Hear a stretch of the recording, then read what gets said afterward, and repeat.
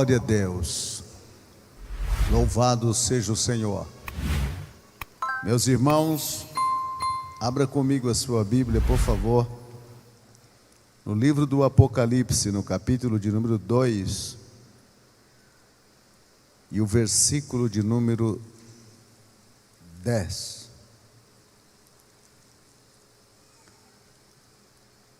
Apocalipse, capítulo 2, versículo de número 10.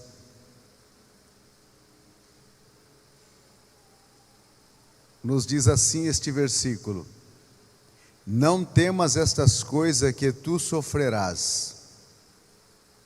Eis que o diabo lançará alguns de vós na prisão, para que sejais tentados, e tereis tribulação por 10 dias. Sê fiel até a morte, e eu te darei a coroa da vida. Diga comigo: eu decidi ser fiel. Mais uma vez, eu decidi ser fiel. Agora, para Jesus, vamos dizer: eu decidi ser fiel. Podeis assentar. Graças a Deus. Meus queridos irmãos, o livro do Apocalipse, escrito pelo apóstolo João, já bem próximo do final da sua vida, com 99 anos, com quase 100 anos, ele está exilado na ilha de Patmos, uma ilha de campo de concentração, que o exército romano mandava os desafetos do império para aquele lugar.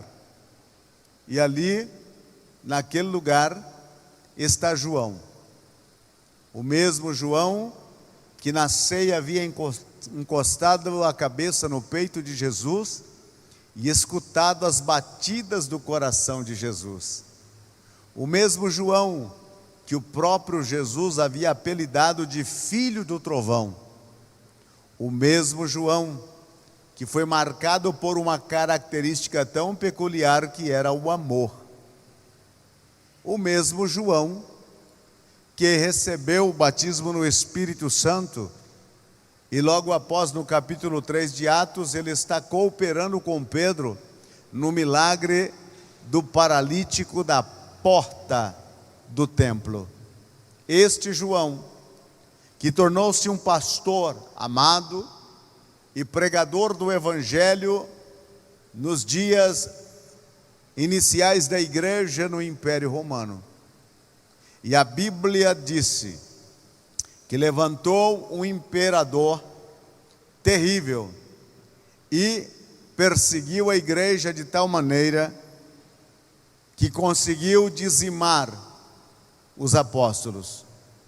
Dentre o grupo de colégio de apóstolos de Jesus, fora 2 deles proeminentes que foram assassinados pelo império: o apóstolo Paulo e o apóstolo Pedro. João, ele é fervido num tonel de azeite, devido ao testemunho da palavra, e é colocado na ilha de Patmos para que pudesse viver os seus últimos momentos de vida. E ele mesmo conta no capítulo 1 do Apocalipse que ele está em espírito num dia de domingo, e ele ouve uma palavra atrás dele, e ele disse: eu virei para ver quem falava comigo, porque a voz era como voz de cachoeira. E virando ele, viu um personagem, e ele começa a descrever esse personagem, dizendo que o cabelo daquele personagem é como a alva lã, os seus olhos são como chamas de fogo, o seu rosto brilha mais do que o sol no seu resplendor. Este personagem está com uma coroa na cabeça com 7 diademas, E uma descrição que diz fiel e verdadeiro. E ele continua dizendo que o seu corpo está envolto em um vestido de linho finíssimo, e há um cinto que circunda os seus lombos, e é um cinto de ouro. Na sua coxa está escrito Rei dos Reis e Senhor dos Senhores. Da sua boca sai uma espada afiada de 2 gumes. E João olha para ele, vê que os seus pés é reluzente como o latão polido, e ele cai de joelho. E o Senhor disse: eu sou o Alfa e o Ômega, o primeiro e o último, aquele que estive morto, mas estou vivo para sempre. E João recebe então a ordem de escrever o livro do Apocalipse, endereçado às 7 igrejas que está na Ásia, que compreende nos dias de hoje o país da Turquia. E dentre estas igrejas, Efésios e Esmírnia. A igreja de Esmírnia recebe esta mensagem. Uma igreja que na época, no comércio e na riqueza, ela estava em desvantagem com Efésios, porque não tinha toda a condição pujante e econômica como tinha a igreja de Efésios, e também não tinha nem toda a pujança econômica que tinha a igreja de Laodiceia. Essas 2 igrejas, tanto Efésios como Laodiceia, eram igrejas abastadas, que tinham posses, que tinham membros, que tinham dinheiro, e que poderia fazer com que o reino de Deus pudesse resplandecer sobre a terra. Mas Deus não está preocupado com o valor monetário que carregamos na nossa carteira. Deus não está preocupado com aquilo que nós temos no banco ou a forma econômica em que estamos vivendo.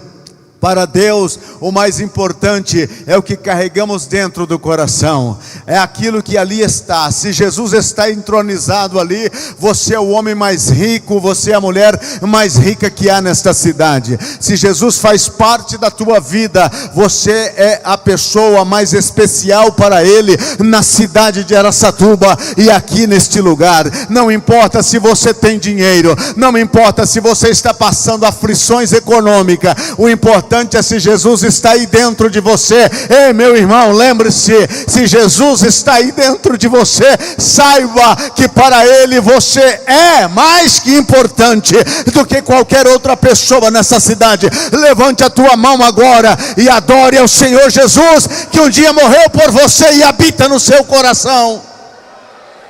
Aleluia! E esta igreja Esmirna, por estar na cidade, que era uma cidade próspera, mas a igreja não era próspera, Jesus se apresenta e manda uma mensagem que todo crente não gosta, porque crente não gosta de sofrimento, crente não gosta de sofrer. E a palavra sofrimento, neste versículo 10, aparece por algumas vezes. Nós gostamos do quê? Boa vida, tranquilidade.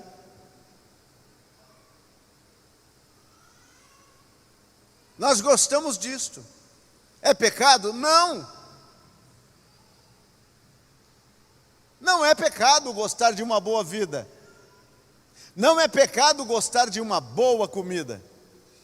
E falar em boa comida, irmãos, ontem Jesus nos surpreendeu, né? Aleluia. Não é pecado. Isso não é pecado.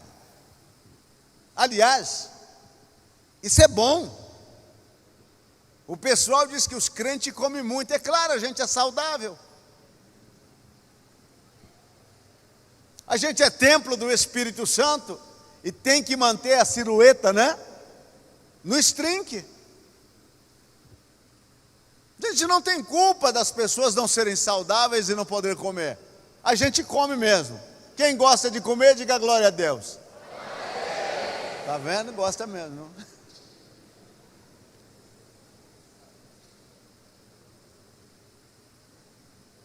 Mas o importante, meu irmão, para Jesus,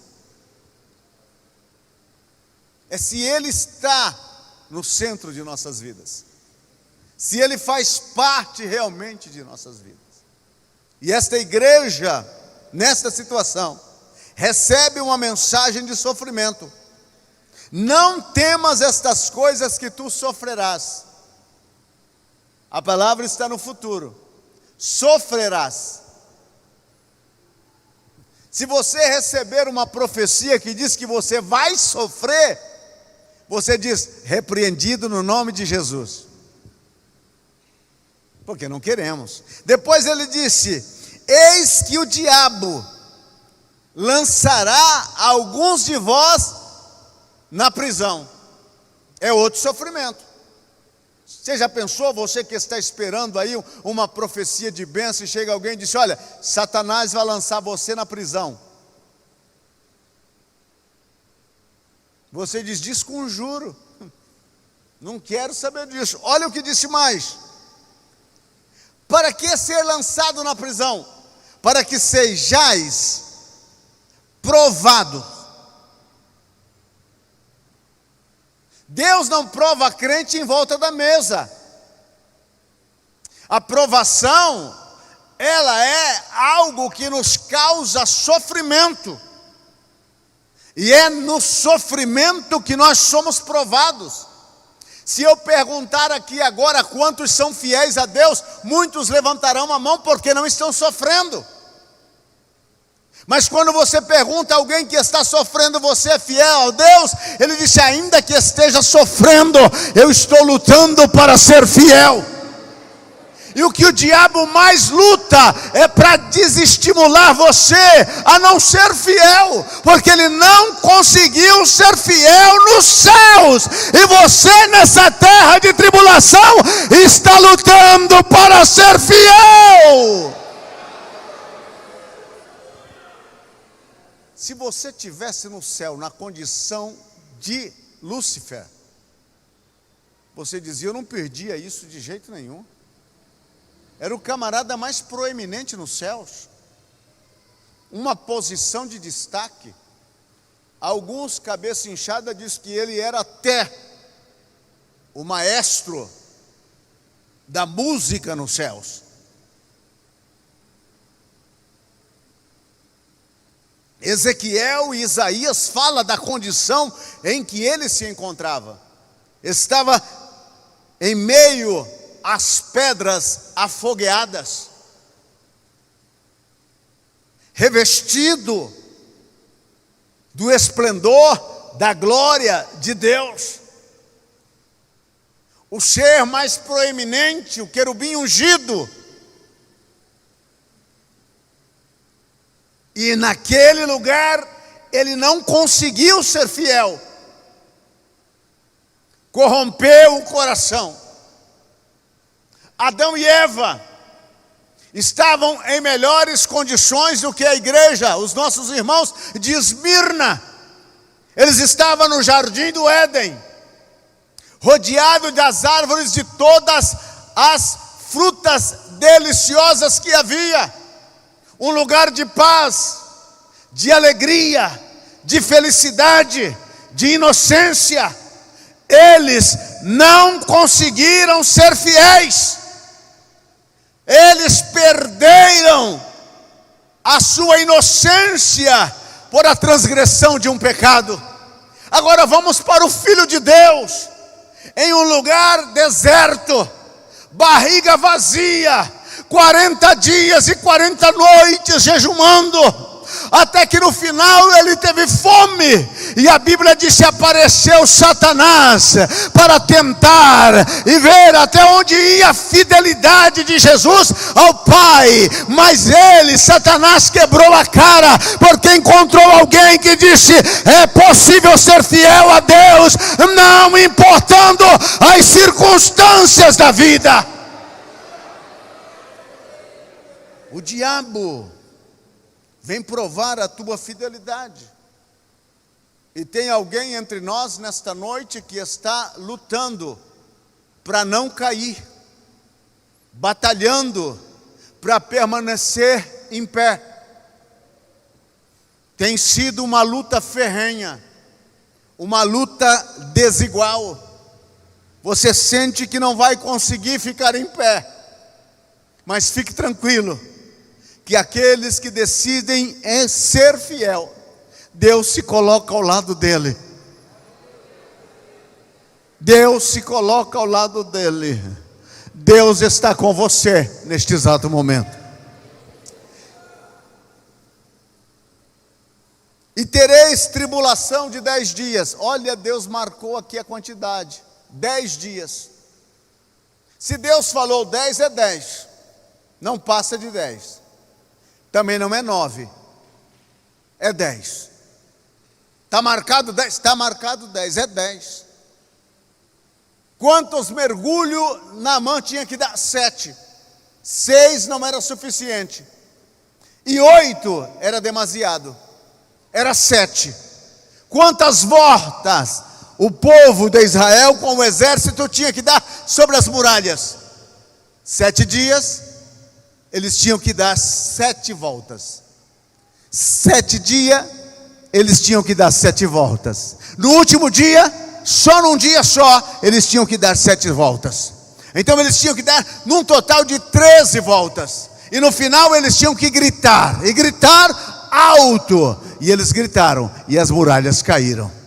Deus não vai deixar você na prova além daquilo que você possa suportar. Se Ele falou que é 10 dias, será 10 dias. Se Ele falou que é 3 dias, será 3 dias. Se Ele falou que é um dia, será um dia. Deus não corrompe a sua agenda. Quando Ele fala, Ele cumpre no tempo e no espaço. E aí Ele disse, diante de um quadro como este, para a igreja de Esmirna, Ele disse, ser fiel até a morte. Ser fiel até a morte. Eu decidi ser fiel. Ser fiel é uma decisão pessoal. Eu decidi. É um pedido feito por Jesus e a decisão é de cada um de nós. Ele disse, ser fiel. Pode ser num indicativo dizendo, seja como o mandamento. E eu é quem decido. A minha mãe é fiel. Não, e você? O meu pai é fiel. E você? Eu tenho uma irmã que é fiel. E você? Eu decido. E ninguém pode decidir por mim. Eu tomo a iniciativa. Jesus quer ouvir da tua boca, dos teus lábios, eu sou e serei e estarei fiel. Ele quer. Segundo, ser fiel é uma decisão voluntária. Você não é coagido. Não tem uma outra opção. Você tem. Quem não quer ser fiel, fica com a opção do infiel. Mas não dá para ficar no meio do caminho. Não existe meio do caminho. Não dá para ficar em cima do muro. Não existe muro. E se existir muro, ele não pertence a Deus.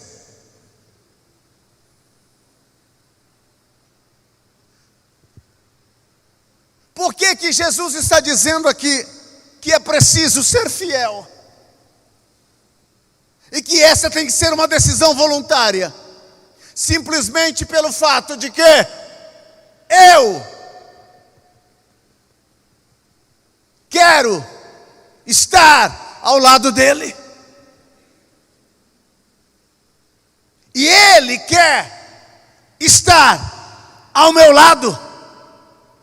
Os meus olhos procurarão os fiéis da terra.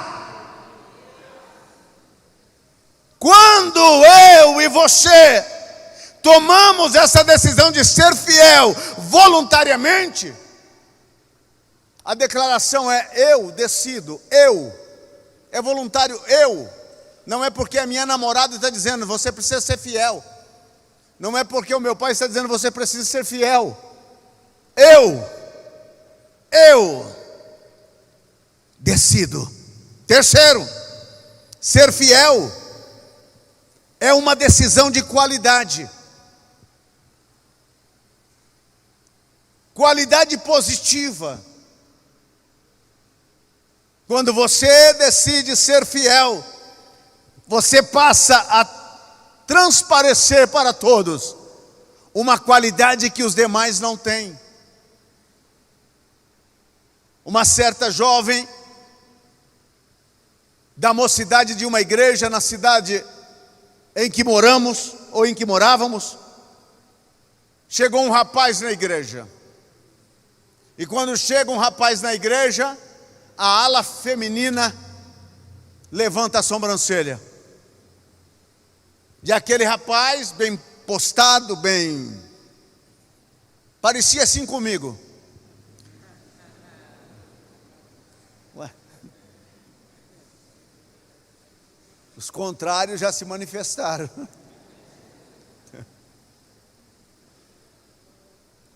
E o rapaz se engraçou com ela, e ela também.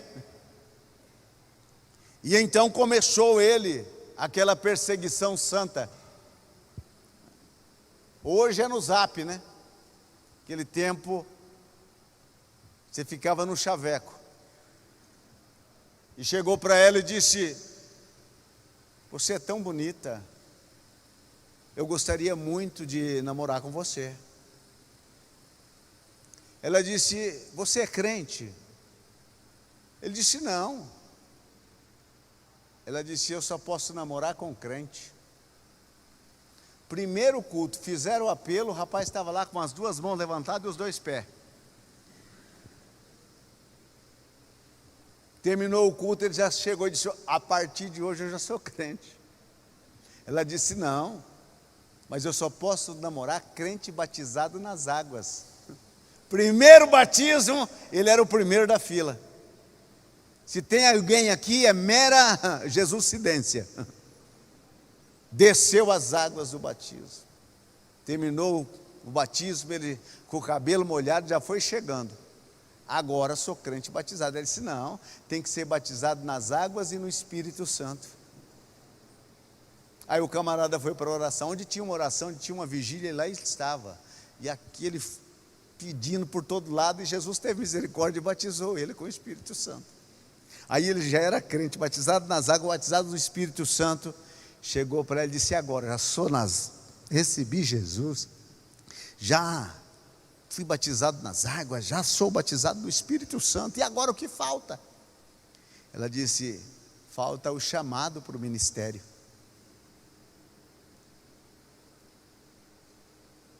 Aí ele ficou desesperado: mas como é que eu faço? Não sei. E ele começou a orar, pedir para Deus alguma coisa que ele pudesse fazer. E ele ficou desesperado. E um dia chegou na igreja um rapaz para poder pregar uma mensagem no culto de jovens, e ele ficou ouvindo atentamente, e pediu: Senhor, faça de mim um pregador. E o Espírito Santo falou ao coração dele: você será um pregador. Quando terminou o culto, ele nem foi procurar a menina. A menina ficou esperando e ele não apareceu. Nunca mais procurou ela. Uns 15 dias passou.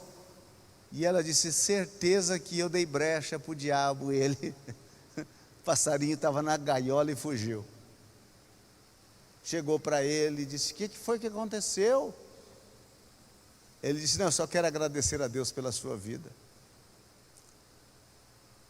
Eu aceitei Jesus por você, batizei nas águas por você, fui batizado do Espírito Santo. Eu creio que foi pelo Espírito Santo, não foi por você. Recebi um chamado ministerial, mas você não tem condições de embarcar nesse chamado comigo.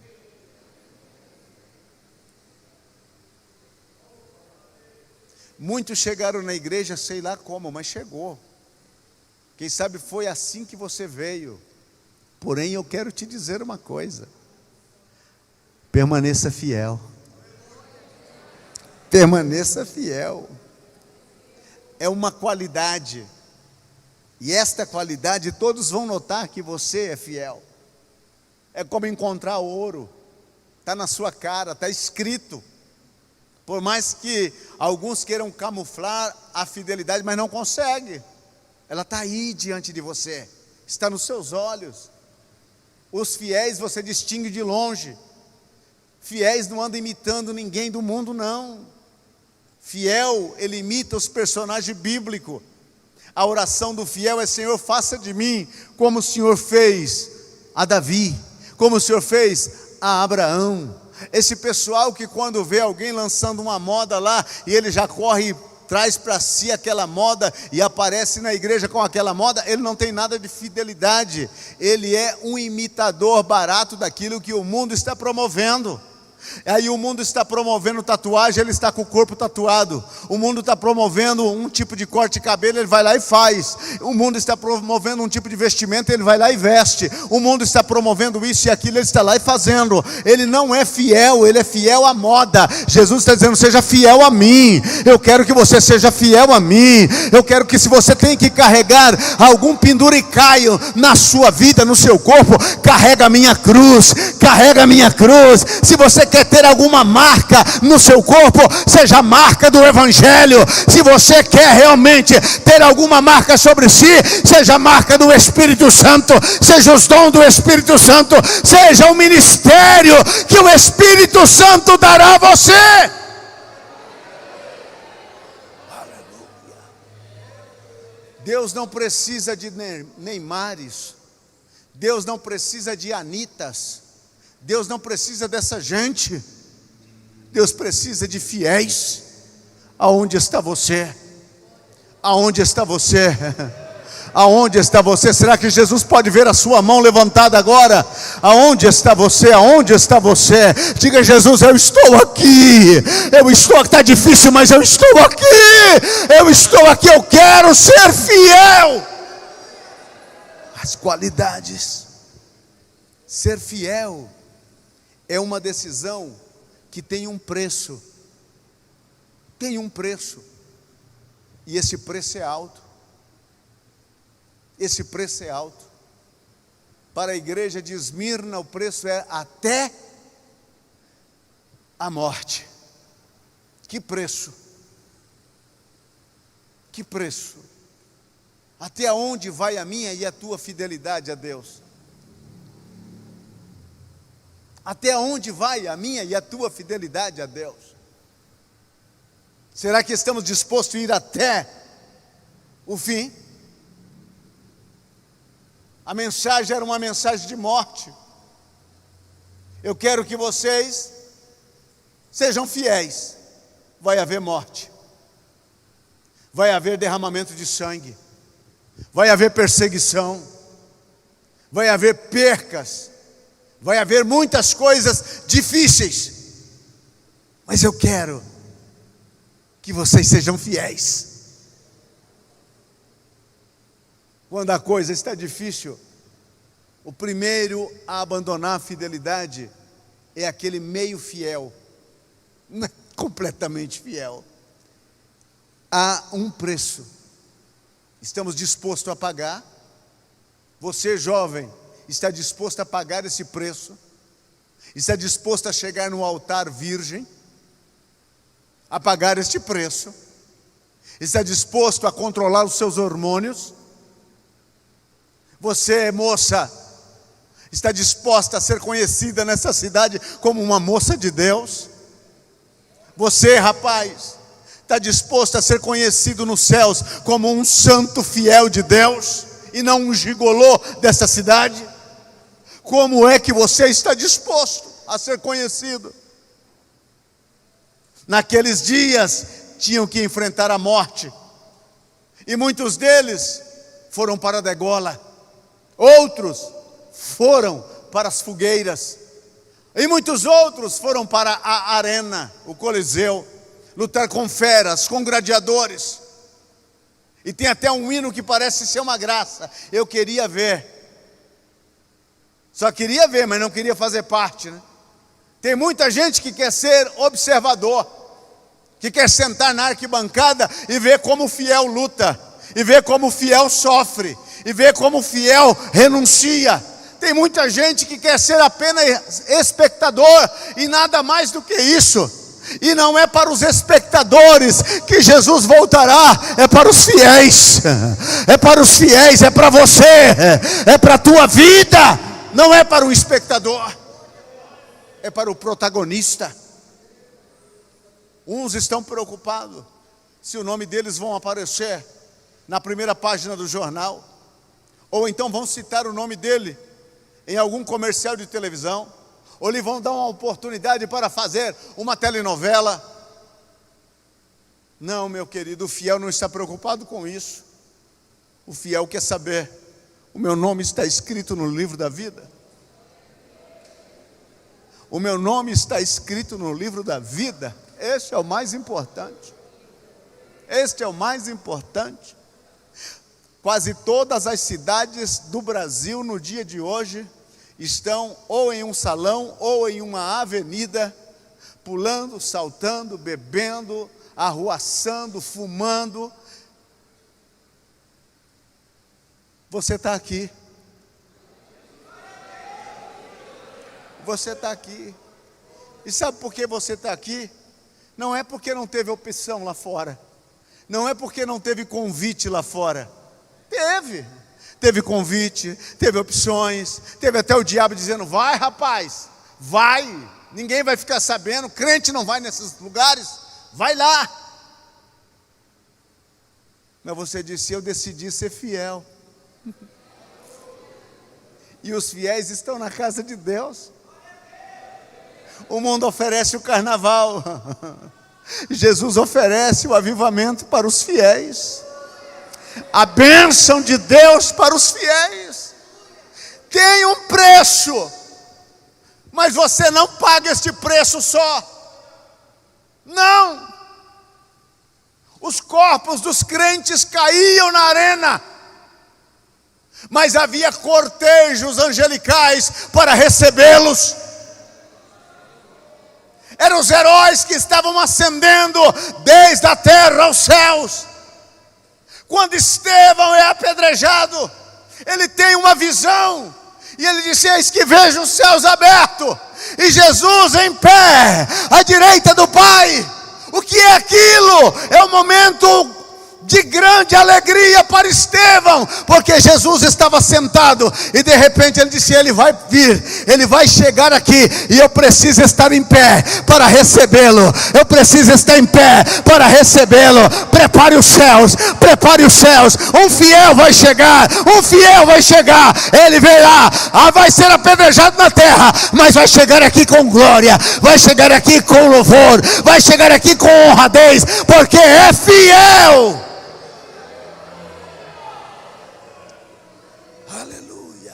Há um preço. Há um preço para servir a Jesus. Há um preço para ser fiel. Há um preço. E você diz: o que eu devo fazer? Pagá-lo. Pagar este preço. Pagar este preço. Eu e você precisamos ter consciência de que precisamos pagar este preço. Não importa o que virá. Porque Satanás, ele vai trazer para a sua vida tudo aquilo que você gosta. O diabo sabe daquilo que você gosta. Ele já viu você observando. Ele já viu você olhando. Ele sabe daquilo que você gosta. E ele sabe que se ele conseguir fazer com que você conclua esse desejo, ele terá vitória. Ele terá vitória. Porém, eu quero te dizer uma coisa: você só está de pé até hoje porque Jesus não deu esse gosto para Satanás. Não deu esse gosto para Satanás. Ah, pastor, mas eu andei lá pelo vale, lá no mais profundo. Foi de lá que ele foi te buscar. Foi de lá que ele foi aonde você estava.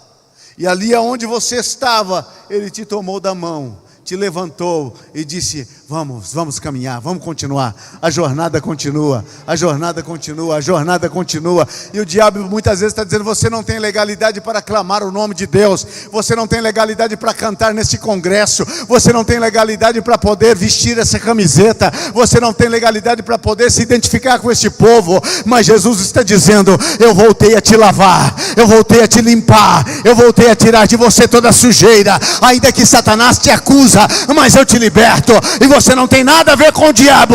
Hoje você tem a ver com Jesus, e Ele está aqui te dizendo: ser fiel, anda na minha presença e ser fiel. Quinto, ser fiel é uma decisão virtuosa. Daniel capítulo 1, versículo 8. E Daniel assentou no seu coração em não contaminar-se com a comida que o rei comia e com a bebida que o rei bebia. Ele colocou no coração.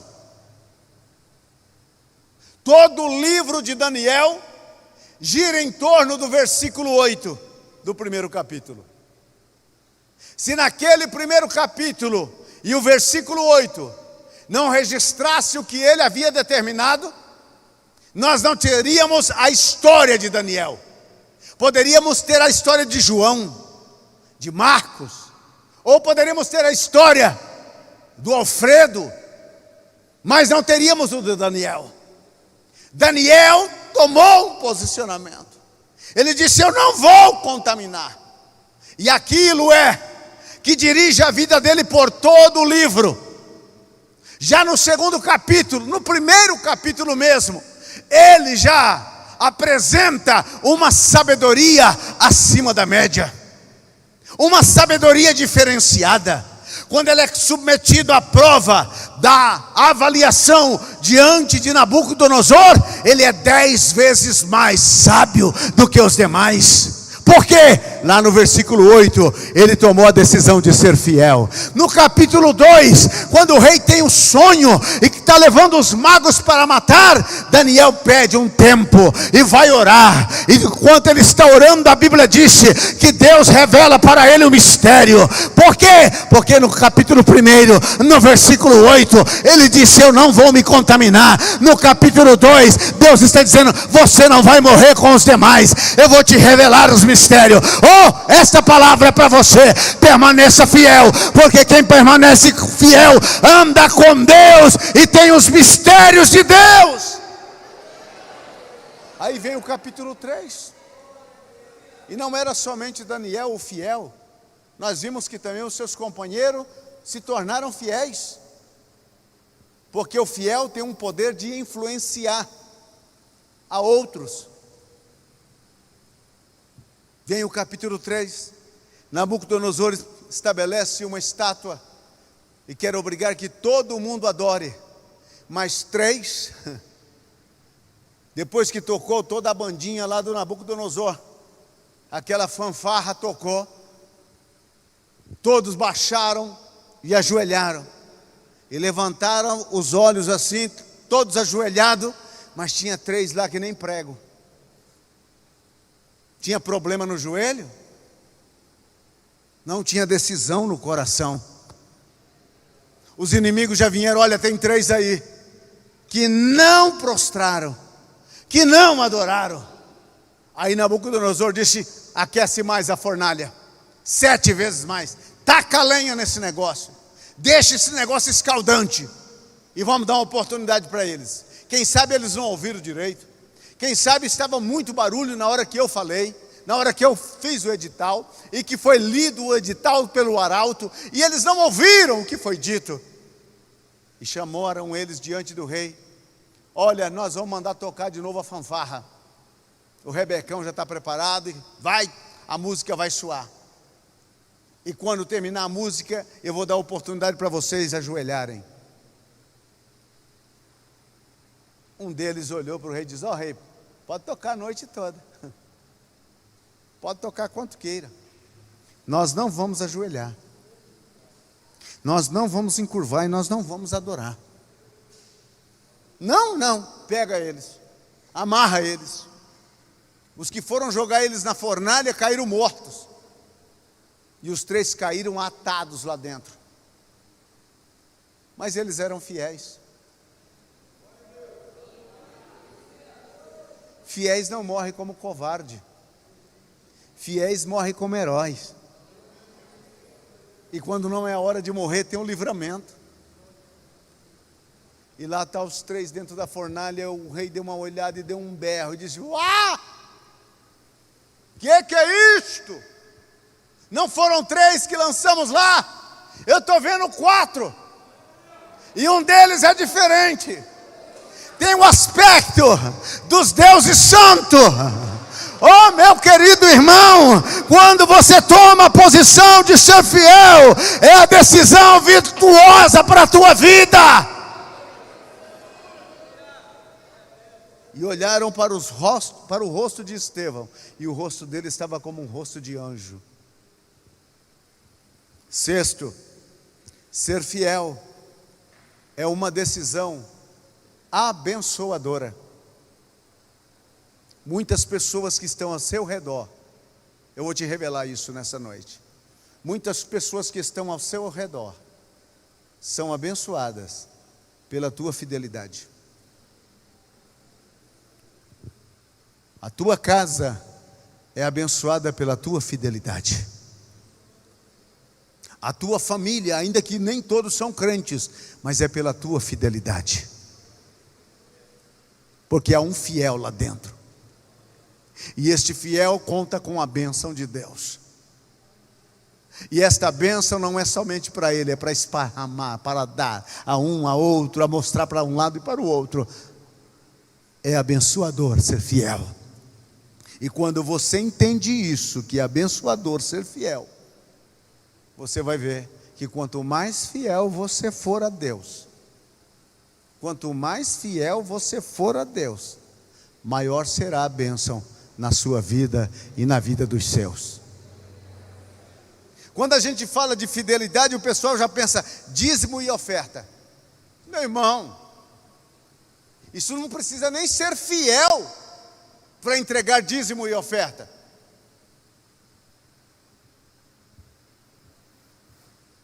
O dízimo é um imposto de Deus. O governo cobra imposto, sim ou não? Você precisa de ser fiel para poder pagar imposto de renda? ICMS? Não. Você vai lá e se você não paga, eles te tomam. Acabou. Agora, na graça, Jesus espera você. Isso está no teu automático. Entregar dízimo é devolver aquilo que não é meu. Dar uma oferta é reconhecer que a vida que tenho foi Ele que deu. Quando fala de fidelidade, é viver em estado de santidade, apartado do pecado, não metido em coisas deste mundo, mas vivendo como templo do Espírito Santo nesta terra. Esta é a fidelidade.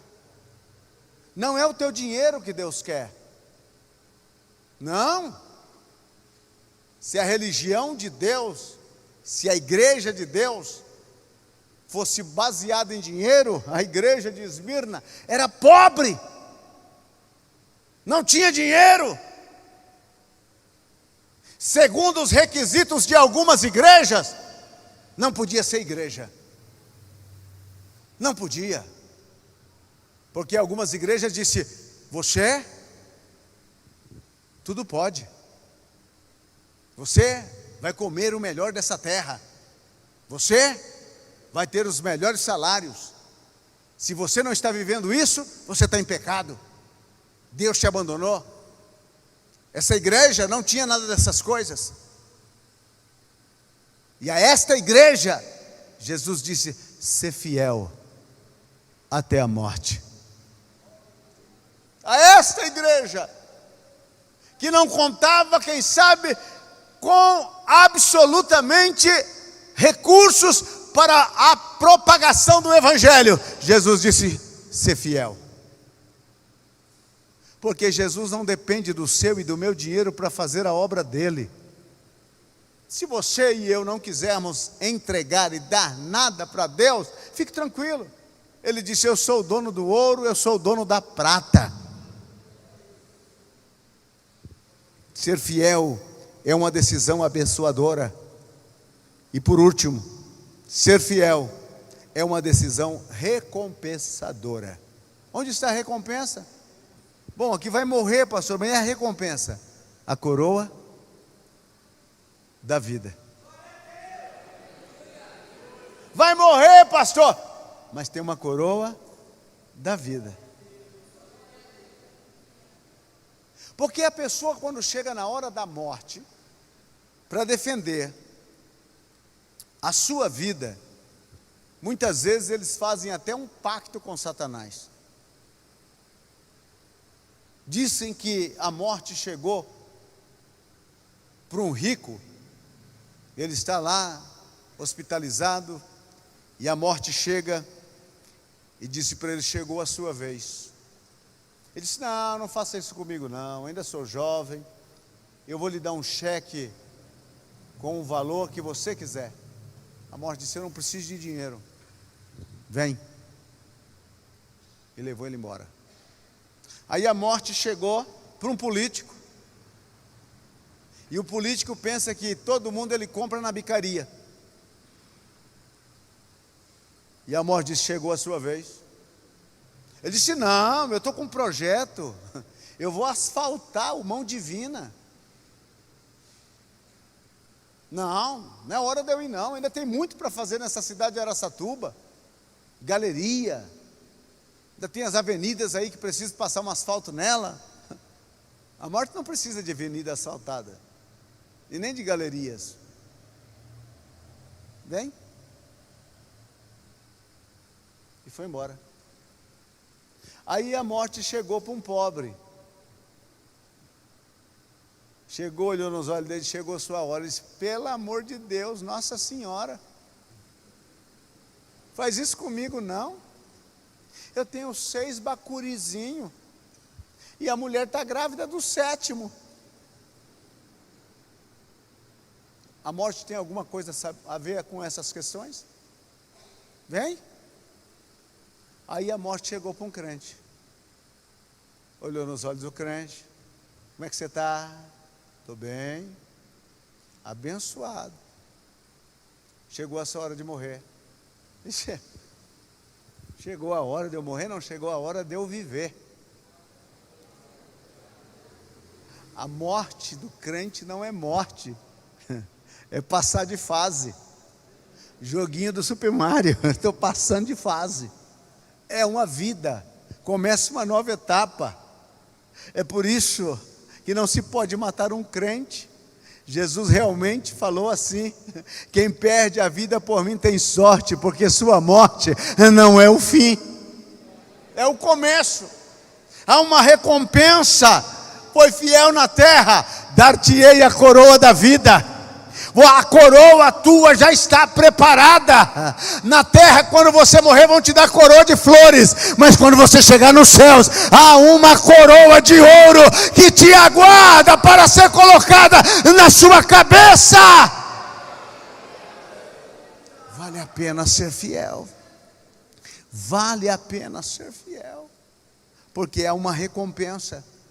E quando você chegar lá, você vai ver muitos outros que foram primeiro do que nós, que partiram antes da gente, que na vida deles o Senhor tinha um plano antecipado. Uns que foram com 3 anos, 4 anos, 5, 10, 15, 20, 25, 30, 40, foram. E aonde estão, pastor? Lá com Jesus. Dar-te-ei a coroa da vida. Dar-te-ei a coroa da vida. Sabe, a gente fica do lado de cá, brigando, chorando, e dizendo: não deveria ter ido, Nós achamos que nós mandamos. E muitos de nós até disseram, eu iria no lugar dele, mas não é a sua hora. Porque não levou eu e deixou ele? Não é a sua hora.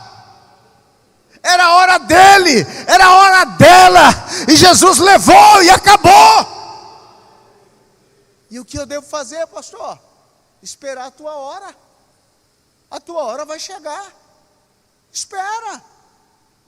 Não desespere. E enquanto não chega a tua hora, vai sendo fiel. Vai sendo fiel, vai sendo fiel, vai sendo fiel, para que quando a morte chegar e você diga, eu tenho parentes nos céus e me vou reunir com eles lá na glória.